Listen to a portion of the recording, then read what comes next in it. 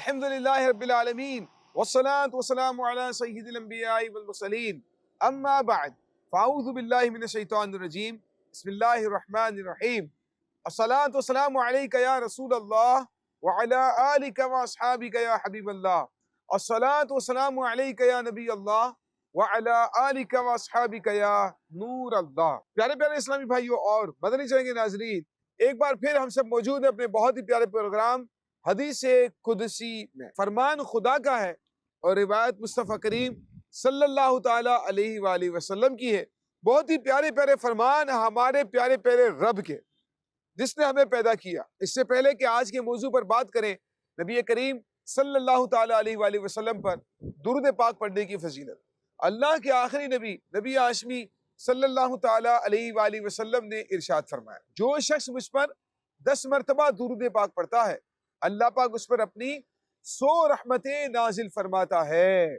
صلو علی الحبیب صلی اللہ تعالی علی محمد صلی اللہ علیہ وسلم، صلاۃ و سلام علیک یا سیدی یا رسول اللہ وعلی آلک و اصحابک یا حبیب اللہ۔ پیارے پیارے اسلامی بھائیوں اور مدنی چینل کے ناظرین، اللہ پاک کی رحمت سے متعلق کچھ حدیث ہم سنیں گے جو بہت ہی پیارے مضمون پر دلالت کرتی ہیں، اور ان سے ہمیں اندازہ ہوگا کہ اللہ کریم اپنے بندوں سے کتنا پیار کرتا ہے۔ اس کی رحمت کا ہم اندازہ کرنے کی کوشش کریں گے۔ حضرت ابو ہریرہ رضی اللہ تعالیٰ عنہ روایت فرماتے ہیں کہ اللہ پاک نے جب مخلوق کو پیدا کرنے کا ارادہ کیا تو اس نے لوح محفوظ پر لکھ دیا، ان رحمتی تغلب غضبی، بے شک میری رحمت میرے غضب پر غالب ہے۔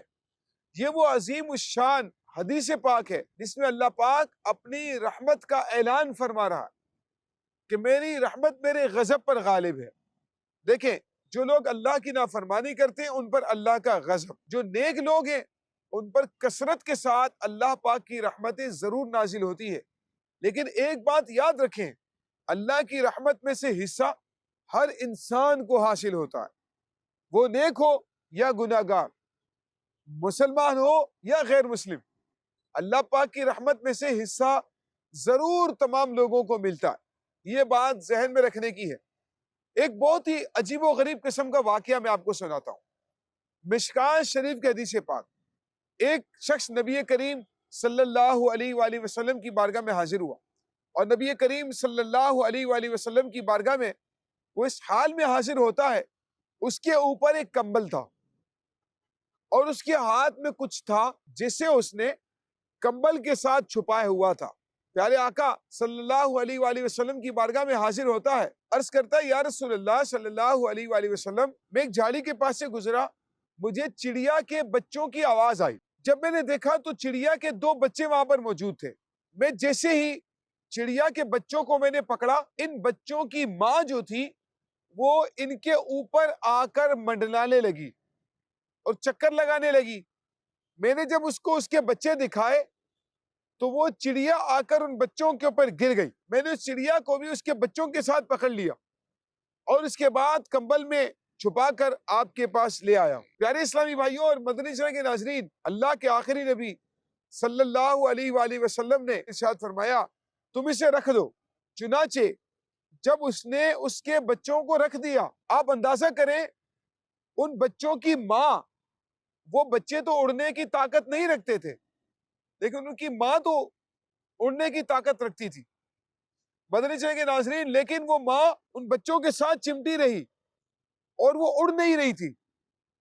اللہ کے آخری نبی صلی اللہ علیہ وآلہ وسلم نے اپنے صحابہ کرام کی تربیت کا سلسلہ شروع فرما دیا، جس کا مفہوم ہے، فرمائے میرے صحابہ، تم اس چڑیا کی جو ممتا ہے، اپنے بچوں کے ساتھ محبت ہے، تم اسے دیکھ کر تعجب تمہیں نہیں ہو رہا کہ یہ اپنے بچوں سے کتنا پیار کرتی ہے، اپنے بچوں سے جدائی نہیں ہو رہی ہے؟ فرمایا نبی کریم صلی اللہ علیہ وآلہ وسلم نے، تمہارا رب یہ جو چڑیا اپنے بچوں سے محبت کرتی ہے، پیار کرتی ہے، اس سے کئی گنا زیادہ اپنے بندوں سے پیار کرتا ہے۔ اس کے بعد اللہ کے آخری نبی صلی اللہ علیہ وآلہ وسلم نے ارشاد فرمایا اپنے صحابی سے کہ اس چڑیا کو اس کے بچوں کے ساتھ لے جاؤ اور اس کی جگہ پر واپس چھوڑ کر آ جاؤ۔ چنانچہ وہ شخص اس چڑیا کو اس کے بچوں کے ساتھ لیتا ہے اور دوبارہ سے اپنی جگہ پر چھوڑ کر آ جاتا ہے۔ مدنی چینل کے ناظرین، آپ دیکھیں اللہ پاک اپنے بندوں سے کتنا پیار کرتا ہے۔ ایک مثال دے کر نبی کریم صلی اللہ علیہ وآلہ وسلم نے اپنے صحابہ کے ذہنوں میں اس بات کو مزید اجاگر فرمایا کہ اللہ پاک کی رحمت اور اس کا پیار اس کے بندوں سے کتنا زیادہ ہے۔ وہ تو اپنے بندوں کو عذاب دینے کو پسند نہیں فرماتا ہے، لیکن بندہ اپنے لیے اگر خود ہی دوزخ کو پسند کر لے تو یہ تو اس کا اپنا فعل ہے۔ ایک شخص تھا، پوری زندگی اس نے اللہ کی نافرمانی میں گزار دی۔ جب اس کے انتقال کا وقت آیا تو اس کے بھائی نے اس سے کہا، جو نیک تھا، کہ اب دیکھو مرنے کے بعد تمہارا کیا بنے گا؟ تم نے پوری زندگی اللہ کی نافرمانی کی ہے، مرنے کے بعد تمہارا کیا بنے گا؟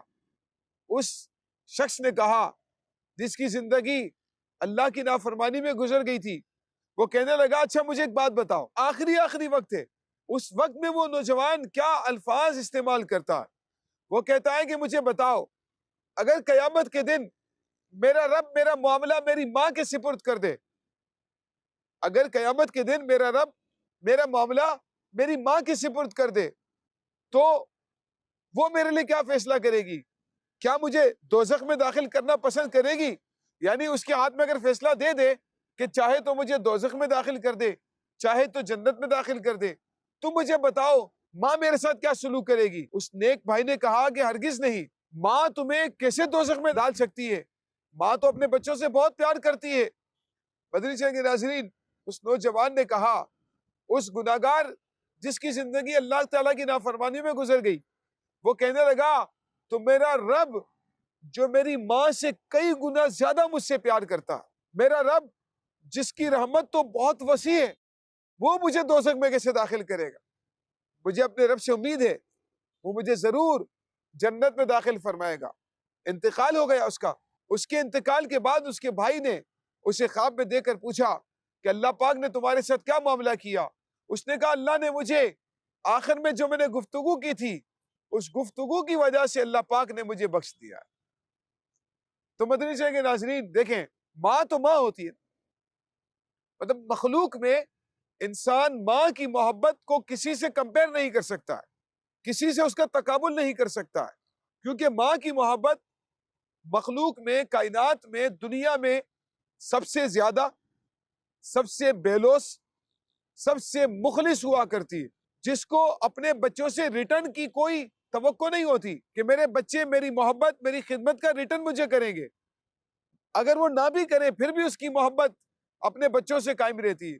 مدنی چینل کے ناظرین، ہمارا رب تو ماں سے بھی کئی گنا زیادہ ہم سے پیار کرتا، تو ہمیں بھی چاہیے کہ اس کی رحمت کا اندازہ کرنے کی کوشش کریں۔ مدنی چینل کے ناظرین، ایک عجیب قسم کا واقعہ سنیے۔ اللہ کے آخری نبی صلی اللہ علیہ وآلہ وسلم ایک بار اپنے صحابہ کرام کے ساتھ کہیں تشریف لے کر جا رہے تھے، راستے میں کہیں پر آپ کا جو ہے وہ پڑا ہوا قیام فرمایا، ایک قوم موجود تھی وہاں پر۔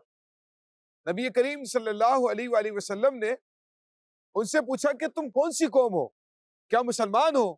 انہوں نے کہا جی ہم مسلمان ہیں۔ اس قوم کے اندر خاتون تھی، وہ چولہے میں کچھ پکا رہی تھی اور قریب ہی اس کا بچہ بیٹھا ہوا تھا۔ وہ جب آگ بھڑکانے لگتی اور آگ تھوڑی سی زیادہ بھڑک جاتی، وہ اپنے بچے کو پیچھے کر لیتی تھی، پھر دوبارہ سے اپنے کام میں مشغول ہو جاتی، پھر جب آگ بھڑکتی پھر بچے کو تھوڑا پیچھے کر دیتی تھی۔ یہ سلسلہ اس کا چلتا رہا۔ ہمارے پیارے آقا صلی اللہ علیہ وآلہ وسلم کے پاس حاضر ہوئی اور کہنے لگی کہ آپ اللہ کے رسول ہیں؟ نبی کریم صلی اللہ علیہ وآلہ وسلم نے فرمایا جی ہاں میں اللہ کا رسول ہوں۔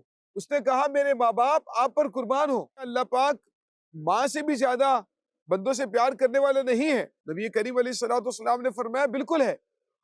اس پر اس عورت نے ایک عجیب سا جملہ کہا، اس نے کہا کہ ماں تو اپنے بچے کو آگ میں نہیں ڈالتی ہے۔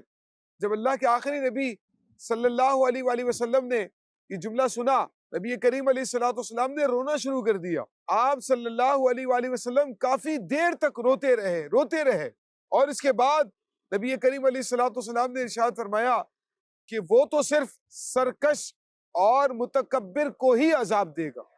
مدنی چینل کے ناظرین دیکھیے، اس مثال سے بھی ہمیں پتہ چلتا ہے کہ اللہ پاک ایک ماں سے بھی کئی گنا زیادہ اپنے بندوں سے پیار کرتا ہے۔ اس حدیث کی شرح میں شارحین بہت پیارا کلام لکھتے ہیں آپ فرماتے ہیں کہ اللہ پاک جب کسی گناہگار مسلمان کو جہنم میں داخل کرے گا تو وہ اس بات کو پسند نہیں کرتا کہ اس کو جہنم میں جلایا جائے، لیکن اس کا جلانا یہ تعذیب کے لیے نہیں ہوتا بلکہ تہذیب کے لیے ہوتا ہے، یعنی عذاب دینے کے لیے نہیں بلکہ اس کو تہذیب سکھانے کے لیے ہوتا ہے۔ اس کی مثال یوں سمجھیں کہ باعزید بستامی رحمت اللہ تعالیٰ علیہ فرماتے ہیں، ایک بار میں کہیں سے جا رہا تھا، میں نے دیکھا ایک چھوٹا سا بچہ تھا، وہ کیچڑ میں گر گیا، اس کا جسم خراب، اس کے کپڑے خراب اور کیچڑ میں لت پت ہو جاتا ہے۔ فرماتے کوئی بھی اسے پوچھتا نہیں تھا، لوگ آ رہے تھے جا رہے تھے گزر رہے تھے، کوئی بھی اسے پوچھتا نہیں تھا۔ اتنے میں اس کی ماں آ گئی اور اس کی ماں نے آ کر اسے اٹھایا، اسے صاف ستھرا کیا، اس کے کپڑے چینج کیے، اس کے جسم کو دھویا اور بالکل صاف ستھرا کر کے اس کے جسم کی گندگی کو ختم کر دیا۔ فرماتے جب یہ میں نے دیکھا تو میرے اوپر وجد طاری ہو گیا۔ ہمارا رب بھی جب اس کا بندہ نافرمانیاں کرتا ہے، گناہوں میں مبتلا ہو جاتا ہے اور گناہوں کی گندگی میں لت پت ہو جاتا ہے تو ہم پر مصیبتیں ڈال کر، ہم پر آزمائشیں ڈال کر ان گناہوں کی گندگی کو دور کرتا ہے، ان گناہوں کی آلودگی کو دور فرماتا ہے۔ تو اگر اس کی طرف سے کوئی مصیبت آ جائے، کوئی تکلیف آ جائے تو اس میں بندے کا نقصان نہیں بلکہ بندے کا اپنا فائدہ ہوا کرتا ہے۔ بندے کو چاہیے کہ وہ احساس پیدا کرے کہ میرا رب مجھے تکلیف دینے کو پسند نہیں کرتا ہے، لیکن یقیناً اس میں میرا اپنا فائدہ ہے جو اس نے مجھے تکلیف دی ہے۔ یوں ہی مرنے کے بعد جو عذاب ہو رہا ہے تو اس میں بھی بندے کی تہذیب ہے، نہ کہ تعذیب، یعنی اللہ پاک آگ میں جلا کر بندے کو گناہوں کی گندگی سے پاک و صاف کر دیتا ہے اور صاف ستھرا کر کے اسے جنت میں داخل فرما دیتا ہے۔ مدنی چینل کے ناظرین، روایتوں میں آتا ہے، مشکات شریف کی حدیث پاک، نبی کریم صلی اللہ علیہ وآلہ وسلم نے ارشاد فرمایا، جب ایک گناہگار بندہ گناہوں کے بعد نیکیاں کرنے لگتا ہے، جی ہاں یہ بات میں اس لیے کر رہا ہوں، ہمیں اس کو سمجھنے کی کوشش کرنی۔ کچھ لوگوں کو دیکھا جاتا ہے جب انہیں نیکی کی طرف بلایا جائے، بھئی نماز پڑھ لو، مسجد میں آ جاؤ، وہ کہتے ہیں یار ہم تو ہیں ہی گناہگار، ہم نے تو دوزخ میں ہی جانا ہے، یعنی اپنا وہی ذہن بنا کر بیٹھا ہے کہ میں نے دوزخ میں جانا ہے، میں نہیں بخشا جاؤں گا۔ پھر لوگوں کو روزہ رکھنے کا کہتے ہیں روزہ رکھ لو، آپ روزہ کیوں نہیں رکھ رہے ہو، روزہ رکھو، وہ کہتے ہیں نہیں یار میں نہیں رکھ سکتا، اسے یہ لگتا ہے کہ میں پاکیزہ آدمی نہیں بن سکتا، میں صاف ستھرا نہیں بن سکتا۔ مدنی چینل کے ناظرین، اسے ایسا لگتا ہے کہ اسے بخشا ہی نہیں جا سکتا، ایسا نہیں ہے، بلکہ بندے کو گناہ ہو بھی جائیں، بندہ توبہ کرتا رہے، اللہ کی نافرمانی سے اپنے آپ کو دور کرتا رہے، لیکن نیکیوں کا سلسلہ یہ نہیں چھوڑنا چاہیے، کیونکہ میں آپ کو جو حدیث پاک سنانے جا رہا ہوں وہ اس میں اسی طرح کی ایک ترغیب ہے۔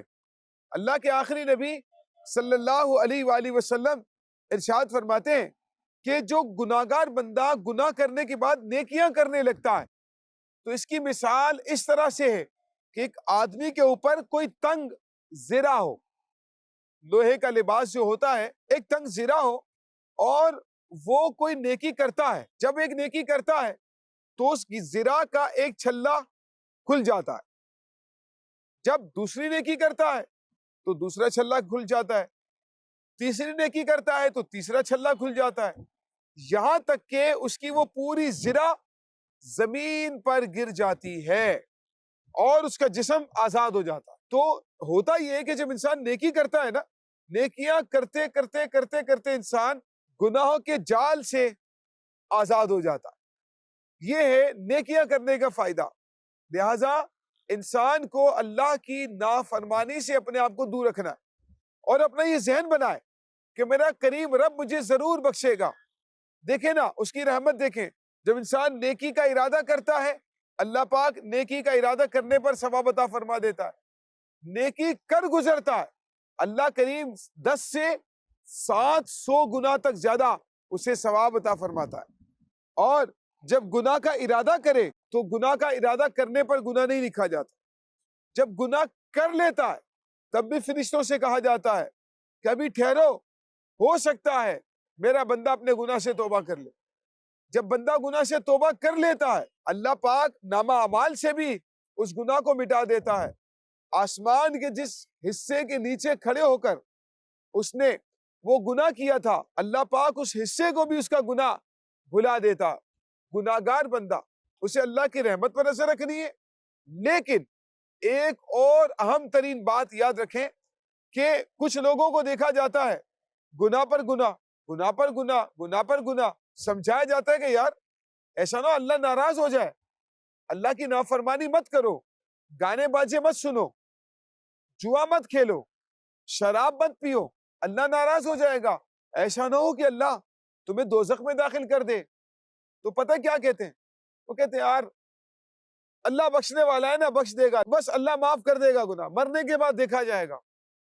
یہ جو جملے ہیں نا مدنی چینل کے ناظرین، یہ بے باکی پر دلالت کرتے ہیں۔ انسان کو بے باک نہیں ہونا ہے، انسان کو اللہ کا خوف بھی دل میں رکھنا ہے اور اللہ کی رحمت سے امید بھی رکھنی۔ اگر خوف اور امید کے درمیان، کہتے ہیں نا کہ مومن بندہ خوف اور امید کے درمیان میں ہوتا ہے، تو اسی لیے بندے کو اللہ کا خوف بھی دل میں رکھنا ہے۔ امام غزالی رحمت اللہ تعالی علیہ نے بڑی پیاری مثال ارشاد فرمائی۔ آپ فرماتے ہیں کہ انسان کے نفس کی جو مثال ہے وہ جانور کی طرح ہے، اس کے پیچھے ڈنڈا ہو اور سامنے گھاس ہو، تو کبھی وہ ڈنڈے سے چلتا ہے، کبھی آگے گھاس رکھی جائے اور آگے چلا جائے تو وہ گھاس کو کھانے کی ہرس میں اور اس کی امید میں آگے چلتا رہتا ہے۔ فرمایا کہ نفس کو اللہ کی رحمت سے امید بھی دلاؤ اور خوف خدا کا ڈنڈا بھی رکھو، تب اس کا فائدہ یہ ہوگا کہ وہ بالکل درست طریقے سے چلتا رہے گا۔ لیکن اگر ایسا نہیں ہوگا تو اس کے نتیجے میں نفس بے باک ہو سکتا ہے۔ سید اعلی حضرت رحمت اللہ تعالی علیہ کا انداز دیکھیں، ہمیں یہی سکھاتا ہے۔ سید اعلی حضرت رحمت اللہ تعالی علیہ کیا ارشاد فرما رہے ہیں؟ آپ فرماتے ہیں راہ پر خار ہے کیا ہونا ہے، پاؤں افگار ہے کیا ہونا ہے۔ یعنی آپ اس پورے کلام میں اللہ کے خوف کا، قبر کا، موت کا، عذاب کا ذکر فرما رہے ہیں، اللہ کا خوف ذکر فرما رہے ہیں، لیکن آخر میں مکتے میں کیا فرماتے ہیں؟ کیوں رضا کرتے ہو، ہنستے اٹھو، جب وہ غفار ہے کیا ہونا ہے۔ فرماتے ہیں جب ہمارا رب بخشنے والا ہے تو مایوس نہیں ہونا، کیوں کرتے ہو، ہنستے اٹھو، اللہ کی رحمت پر امید رکھو، اللہ پاک ضرور ہمارے گناہوں کو بخشنے والا ہے۔ تو انسان بے باک بھی نہ ہو جائے، اللہ پاک کی رحمت سے امید لگاتے ہوئے اس کا خوف دل سے نہ نکال دے۔